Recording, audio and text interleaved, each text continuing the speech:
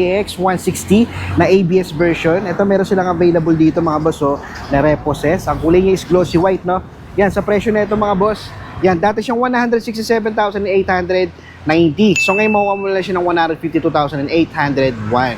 Yan, kung kunin mo naman ito ng installment mga boss, meron nga lang siyang 5% na down payment na 7,650. And then sa monthly niya for 36 months, 7,435. So yan, magdidepende sa inyo mga boss, pero check natin sa appearance niya, no? Baka sakali magkaroon kayo ng idea.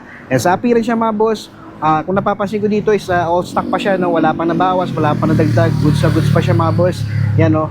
Visor niya nandito pa, headlight napakaganda pa ng kondisyon, wala pang basag, front fender, gulong niya makapal pa.